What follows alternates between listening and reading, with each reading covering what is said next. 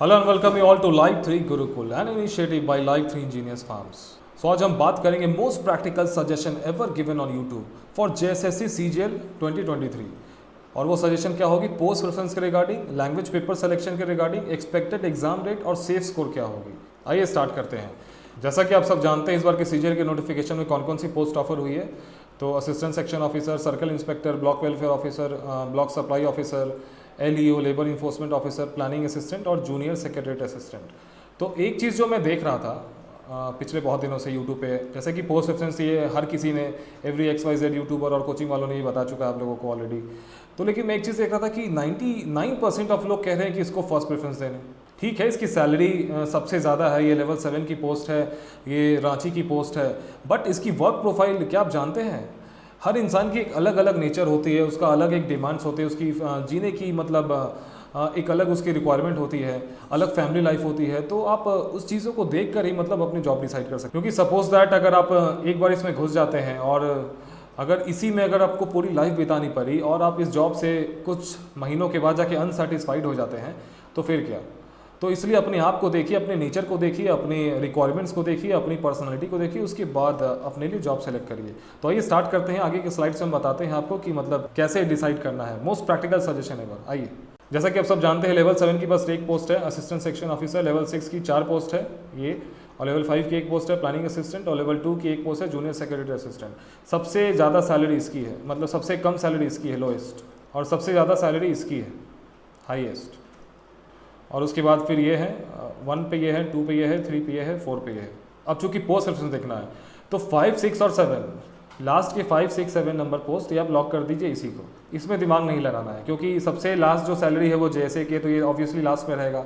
उसके बाद जो सबसे सेकंड लास्ट पे वो प्लानिंग असिस्टेंट की है, और एलईओ चूंकि ये लेवल 6 की पोस्ट है बट इसकी जॉब प्रोफाइल कंपैरेटिवली बाकी 4 के कंपेयर में वो साधारण है, तो इसको 5th पे रखिए। तो इन चारों, इन 5, 6, 7 में आपको दिमाग नहीं लगाना है। ये लॉक हो गया, ओके, लॉक्ड। अब दिमाग जो लगाना है ये 1, 2, 3, 4 में लगाना है कि फर्स्ट प्रेफरेंस से कौन सा रहे, सेकंड, थर्ड, फोर्थ में क्या रहे। तो इसमें दिमाग लगाते हैं। आइए हम डिस्कस करते हैं। चूँकि दो तरह के मतलब मैंने क्राइटेरिया में डिवाइड किया लोगों को, टाइप ए और टाइप बी, क्योंकि हर इंसान का अलग नेचर होता है और अलग सब कुछ उसकी पर्सनालिटी होती है। तो एक कंपैरेटिवली इस जॉब को मद्देनज़र रखते हुए हमने 2 कैटेगरी में डिवाइड किया है स्टूडेंट्स को, टाइप ए और टाइप बी। आइए देखते हैं टाइप ए क्या है और टाइप बी क्या है। तो टाइप ए वैसे लोग हैं जिन्हें पावर पसंद है, जिन्हें शक्ति चाहिए। शक्ति कहाँ से आती है? जब आपकी जॉब प्रोफाइल आपको पब्लिक डीलिंग ऑफर करती है, जब आप जनता से मिलना जुलना आपका होता है, जनता आपके पास आती है, तो obviously it is a powerful job. Authority, आपकी कलम में ताकत होनी चाहिए, मतलब आपके पास डिसीजन मेकिंग होनी चाहिए, तब आपके पास ऑथोरिटी आ गई। कलरफुल लाइफ, एक जैसी मतलब जॉब प्रोफाइल है, मतलब आज भी फाइल, कल भी फाइल, परसों भी फाइल। कलरफुल लाइफ मतलब कि डेली डिफरेंट टास्क, मतलब आज किसी और से मिले, कल किसी और से मिले, आज कुछ और काम किया, कल कुछ और काम किया। जैसे एग्जांपल से समझाता हूँ, CI सर्किल इंस्पेक्टर, ये एक जॉब प्रोफाइल है, ये जॉब ऑफर हुई है सीजीएल के नोटिफिकेशन में। इसमें आपको किसी दिन हो सकता है कि 500 करोड़ रुपए का कोई बिजनेसमैन आपके पास आकर बोले कि सर मेरा म्यूटेशन पेंडिंग है, इसको काइंडली इसको देखिए इस फाइल को। किसी दिन हो सकता है कोई गरीब किसान आके आपसे बात करें जिसके पास 5 रुपये भी ना हो। तो आपको तरह तरह के डिफरेंट टाइप्स ऑफ लोगों से इंटरेक्शन होगी, डिफरेंट टाइप्स ऑफ काम मिलेंगे, कभी इंस्पेक्शन, कभी यहाँ कभी वहाँ। तो ये थोड़ा सा, इसको कलरफुल लाइफ कहते हैं। फोर्थ कैटेगरी क्या है? झारखंड लवर, जिसे रांची से नहीं पूरे झारखंड से प्यार है, जो पूरे झारखंड में कहीं भी काम कर सकता है, जिसको पूरे झारखंड में मज़ा आता है।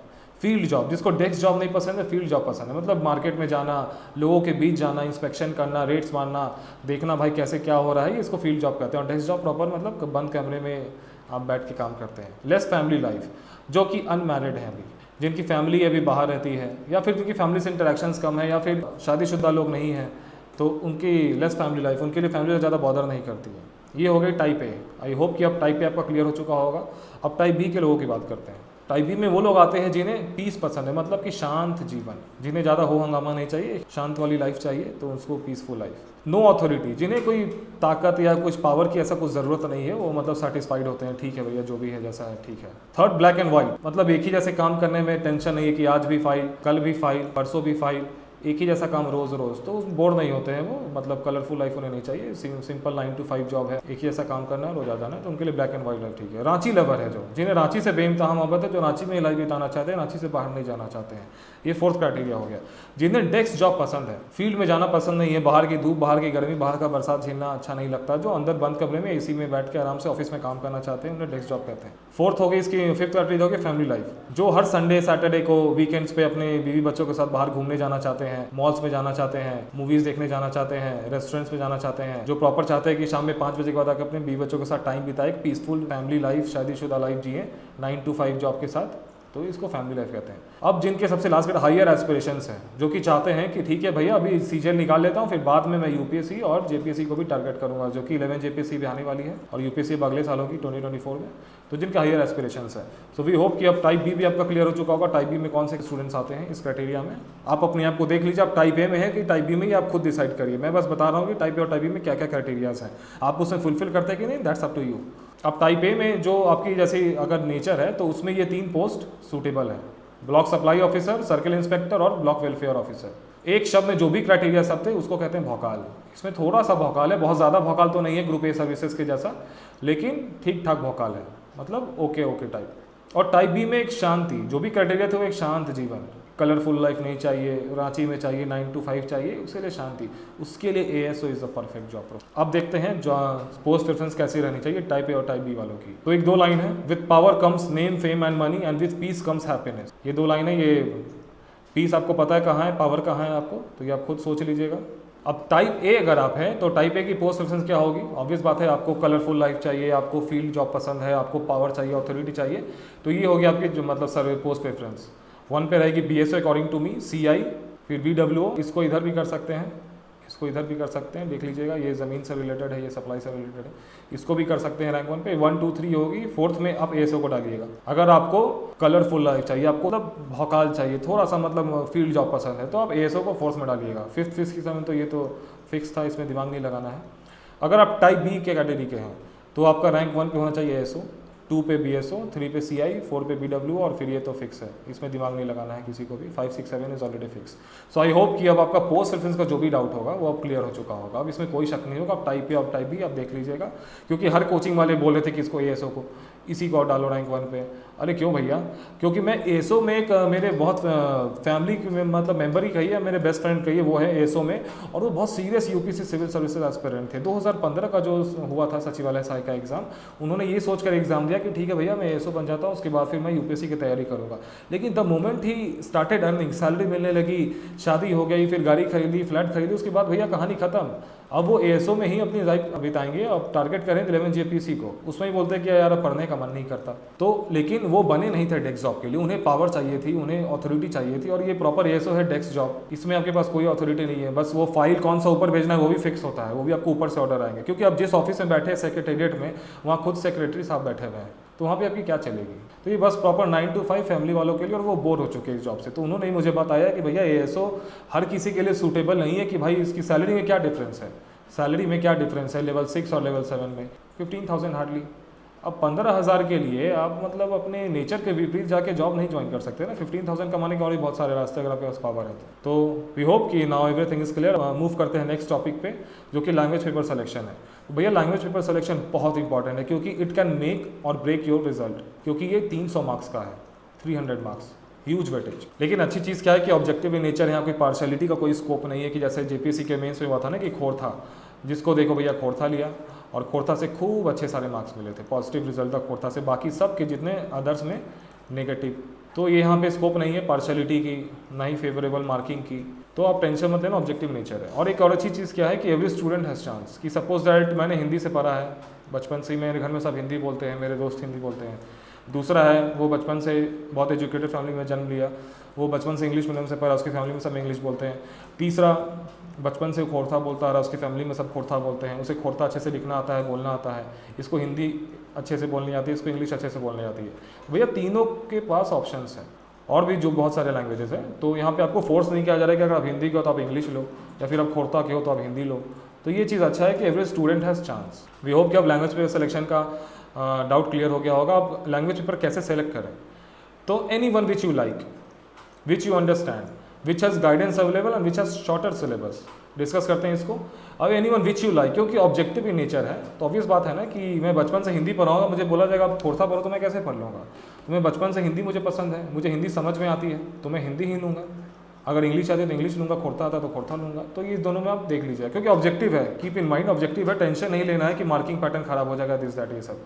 अगर आप सही मार्क कराएंगे तो आपको नंबर मिलेगा ही मिलेगा। ओके, अब शॉर्टर सिलेबस, सपोज दैट किसी को 2 लैंग्वेज आता है कि हिंदी भी आता है, खोरथा भी आता है, तो फिर उस केस में आप देखना कि खोरथा का सिलेबस छोटा है तो खोरथा आपको लेना है, क्योंकि सिलेबस उसका छोटा है। ठीक, ये सब क्राइटेरिया थी। अब होप कि आपका लैंग्वेज पेपर का अब कोई डाउट नहीं रहा होगा। अब नेक्स्ट टॉपिक पर मूव करते हैं, एक्सपेक्टेड एग्जाम डेट। तो इसके 2 क्राइटेरियाज हैं, पहला दूसरा।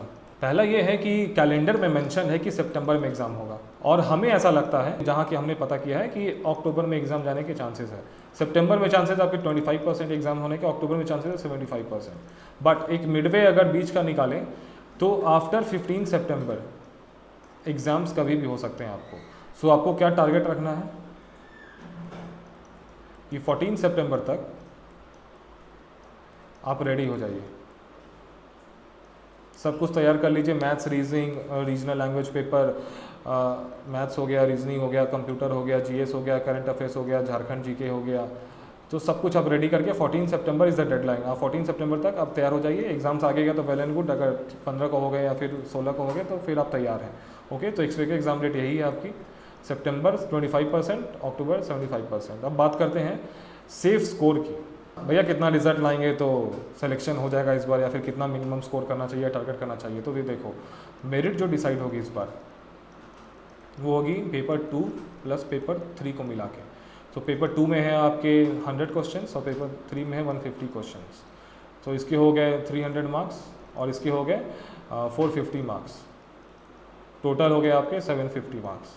अगर एक चीज़ नहीं होता, अगर मतलब ये नॉर्मल एग्ज़ाम होता तो 750 में से 700 भी जा सकता था कट ऑफ, कुछ भी हो सकता था। भैया ये झारखंड है, करप्शन को भी आप ध्यान में रख लीजिएगा, ठीक ना। प्लस ऊपर से कंपटीशन बहुत ज़्यादा हाई है, प्लस आउटसाइडर्स आ रहे हैं, कुछ भी हो सकता है। लेकिन आपके लिए गुड न्यूज़ ये है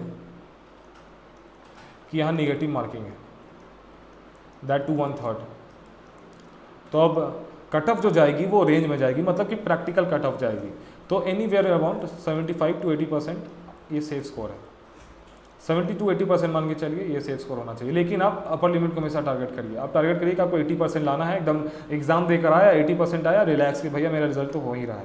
ये कट ऑफ के झंझट में नहीं पड़ना है आपको। फिर आप अगले बड़े एग्जाम में मूव करिएगा, 11 जेपीसी जो कि आने वाला है, फिर बीपीएससी 69।